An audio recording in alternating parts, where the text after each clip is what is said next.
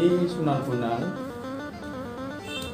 Kalau jadi ini Sunan Gunung Jati.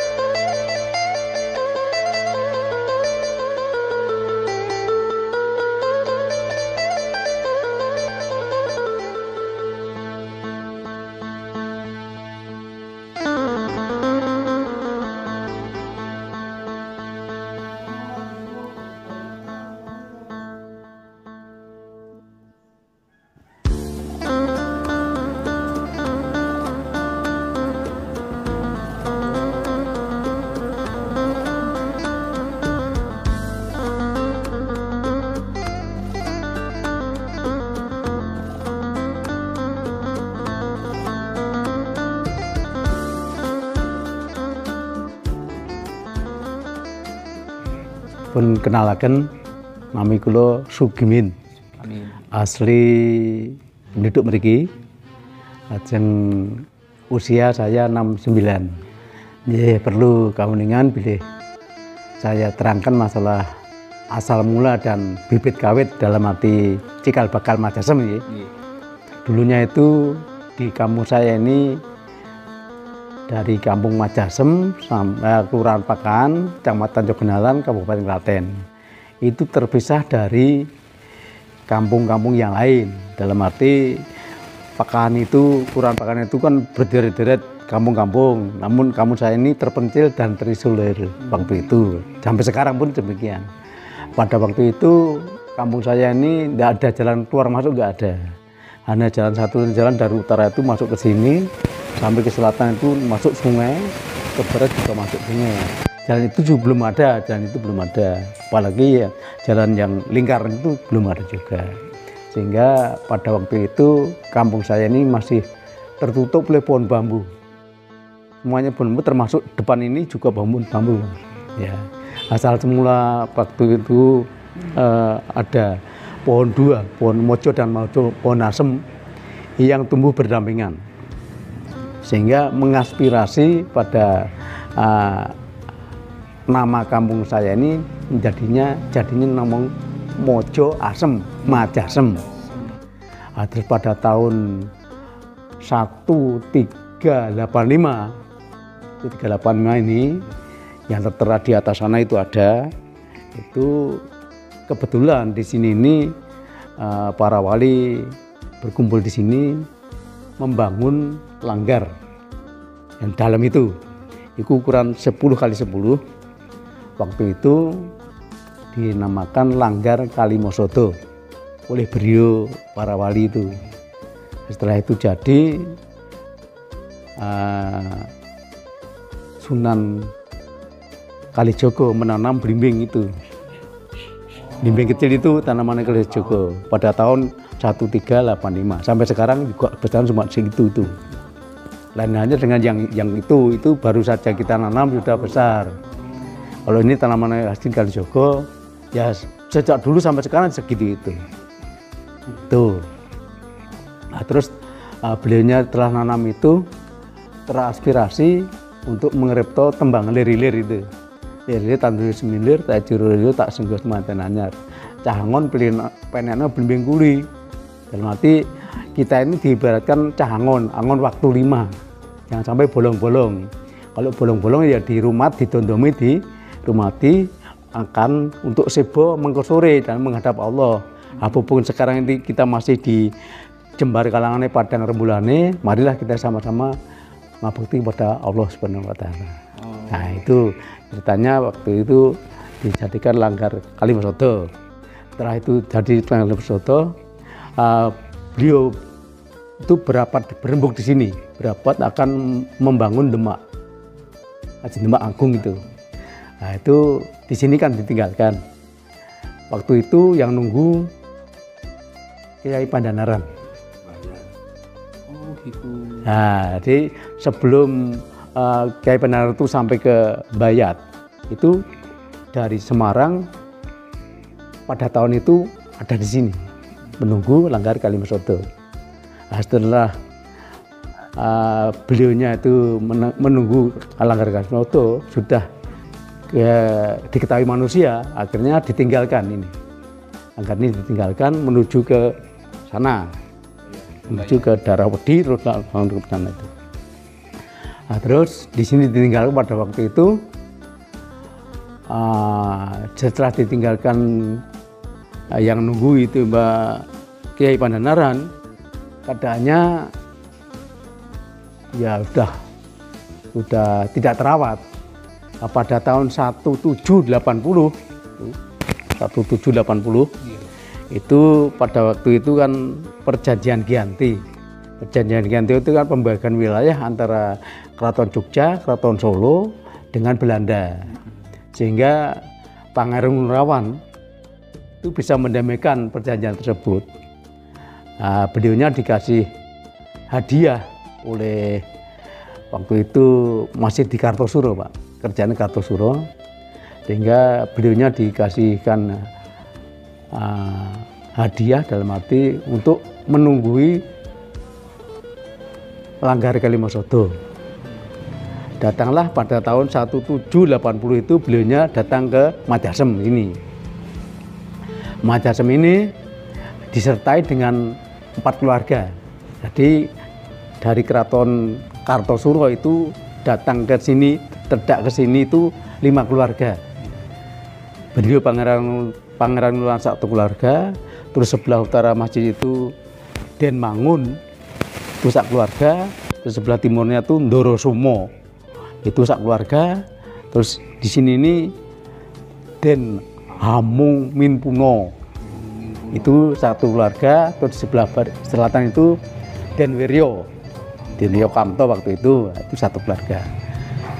Nah, dalam perjalanan waktu itu kan semua 5 keluarga itu tempat tinggalnya di sini semua. Namun anehnya dalam arti tempat tinggal beliau Pangeran Nurawan itu sampai sekarang gaib. Kalau penderek-pendereknya masih tetap ada. Pekarangannya lebar-lebar itu. Menurut beliaunya itu tetap tempat tinggalnya di mana gaib. Sampai beliaunya dengan keluarganya meninggal di makam di sini. Jadi makam Kulon Masjid ini khusus darah biru. Khusus darah biru. Kalau yang orang biasa seperti kita ini ya sebelah selatan sana, timur sana atau utara sana. Tapi ini khusus darah biru. Beliau ini datang ke sini tahun 1780. Itu kan terjadinya Langgar itu kan sudah pada tahun 1385. Berarti kan sudah 4 abad. 13 sampai 17. Sudah 4 abad. Nah, beliau datang ke sini keadaannya sudah rusak parah. Sehingga beliaunya merehab pertama. Rehab pertama itu dalam arti dulunya itu sirap yang genteng kayu itu, dulunya merehab jadi genteng. Perjalanan waktu langsung berlanjut. Masalah Langgar ini pada tahun 1850 itu seorang Belanda namanya Tuan Dumaker itu membangun merehab palang besar yang ada di bawah, di atasnya lampu itu kan ada palang besar panjang itu yang membujur ke utara itu gantian dari Belanda, yang ganti Belanda, yang membujur ke barat itu masih asli, sehingga kan yang asli itu lebih besar daripada yang diganti ini. Yang ganti ini lebih kecil, kalau yang aslinya besar. Itu pada tahun 1850. Nah, setelah perang Diponegoro. Diponegoro kan 1825 sampai 1830. Nah, itu pada tahun 1850 itu seorang Belanda merehab palang terus. Nah, terus berlanjut terus sampailah ya pada tahun masalah nama-nama tersebut. Ini yang tertera pada pintu itu kan tertera pada tahun 1385. Itu mengacu pada tatanan yang di atas sana. Terus kok itu namanya Baitul Makmur, Pak? Iya, begini. Waktu itu pada tahun 1850 terus berlanjut 1934. Itu seorang janda kaya dari Wedi, Tosatu Wedi, ini ingin membangun Serambi ini dengan palastren sana pada tahun 1934. Nah, beliau itu izin ke Kabupaten Klaten, tidak ada macam-macam, enggak ada. Masalahnya kan tanah perdikan dari Keraton Surakarta, sehingga beliaunya ini disarankan untuk ke Keraton Surakarta. Nah, setelah sampai ke Keraton, izin untuk membangun Serambi dengan palastren diizinkan. Nah, ini terjadi pada tahun 1934. Ya, dari sana itu 1385 dilengkapi ini 1934, jadilah seperti ini sampai sekarang. Nah, pada tahun 2001 tersebut itu dari Pak Sutamaji Melinjon, waktu itu pengajian akbar di sini, menanya, masjidmu namanya apa? Dari pribumi ini kan nggak tahu semua, asal mula masjid itu juga nggak tahu. Akhirnya beliaunya memberikan nama Baitul Makmur. Baitul Makmur. Setelah itu terjadi pada 2001, pada tahun 2003 itu saya dengan takmir masjid itu menghadap Pakubuwono ke-12, Raja atau Solo. Beliaunya menanya bahwa keadaan masjid itu bagaimana? Ya sudah, posternya sudah diganti. Ganti apa? Ganti keramik. Warnanya petak. Sinuwun. Karpe piye? Ya dari kita hanya bisa menjawab biar kelihatan bersih. Kan kita nggak tahu bahwa ini masuk cagar budaya atau masuk Masjid Keraton, kan tidak tahu kita. Ada beliaunya orang ngono kuwi, kayak ini Masjid Keraton. Walaupun benak genteng siji, kudu lapor yang Keraton. Anjih, nyuwun pangapunten sinuwun mboten mangertos nira apa. Saiki masjidmu jenenge apa? Kula nggih mboten tidak tahu. Akhirnya menceritakan pada tahun 2001 itu ada seorang balik dari Ninjon, namanya otomatis memberikan nama Baitul Makmur. Terus beliaunya memberikan nama, ya udah sekarang tak kasih nama Masjid Al Makmur. Ya. Dari tahun 1385 asli itu Langgar Kalimasodo, pada tahun 2001 menjadilah Baitul Makmur, 2003 menjadilah Masjid Al Makmur. Terus pada 2003 itu dibugar oleh Purbakala. Jadi dan seperti itu. Terus sampai sekarang ini waktu sudah masuk Purbakala, dari Purbakala menamakan masjid ini Masjid Majasem, berkaitan dengan kampungnya tersebut. Sampai sekarang, sekarang ini 2 tahun yang lalu itu sudah dari Purbakala dimasukkan ke pariwisata. Nah, itu saya ulang kembali bahwa kegoiban di sini ini yang pertama, ini pohon mojo dan pohon asem tersebut yang besar-besar itu, yang berdampak itu, setelah di sini jadi kampung Majasem, itu pohon tersebut musnah juga, dalam arti hoib, tidak tahu tumbuhnya di mana. Orang sini nggak tahu tumbuhnya di mana pohon itu. Sama dengan kediamannya beliau itu juga kita masyarakat juga nggak tahu juga tepatnya di mana. Namun kalau penderet-penderetnya itu masih, ya itu. Hati kegoiban di sini ada 2 kegoiban. Tempat tinggal beliaunya dengan asal mula Majasem, pohonnya itu juga goib. Terus keanehan ada 2 keanehan. Yang pertama masalah tanaman Kalijogo itu yang sejak dulu sampai sekarang cuma segitu.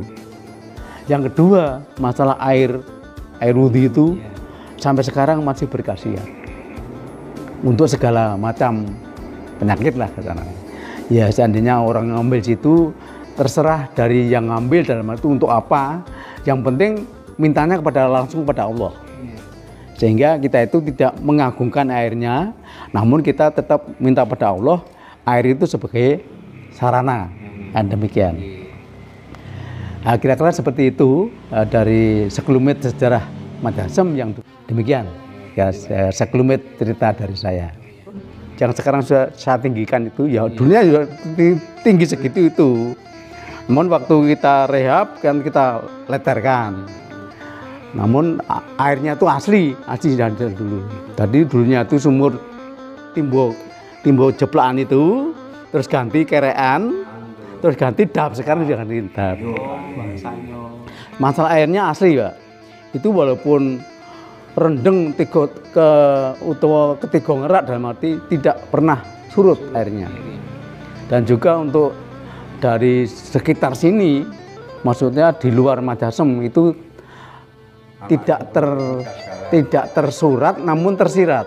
Dalam arti sambung menyambung bahwa air Madasem itu sebenarnya bisa untuk apa yang diminta kan gitu. Sehingga kalau hari Jumat itu banyak anak-anak kecil itu dibawa ke sini dimandikan. Belum jalan. Ya, belum jalan. Ya, terutama yang belum bisa jalan itu dimandikan. Nah, ada seorang anak dari Sekarsuli kan Klaten. Itu udah lari-lari sana udah ya kelas 3-an lah tadi. Itu kok saya tanya dalamnya putih Bu. Sekarsuli itu kan Klaten. Saya bilang, Bu, kalau di sini mintanya langsung pada Allah. Air ini hanya sebagai perantara. Karena itu sudah bisa lari-lari kok dimandikan sini. Ada apa?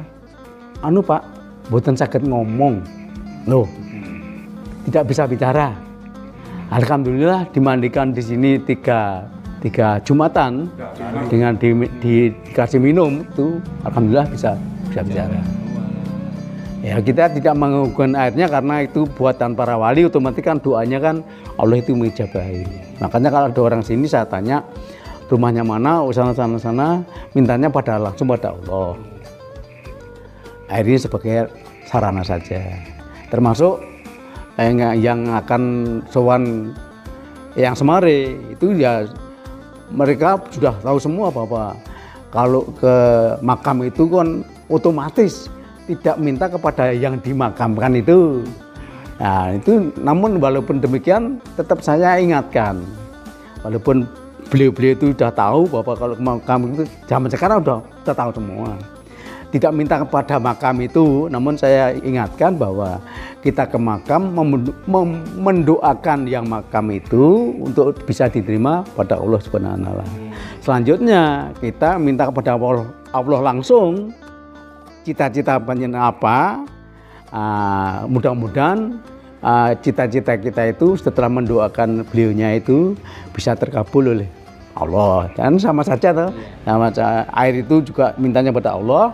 Kita punya cita-cita untuk punya itu kekarapan yang baik lewat beliaunya itu ya kita mendoakan beliaunya, nyuwunnya kepada Allah juga untuk cita-cita itu. Demikian kira-kira seperti itu.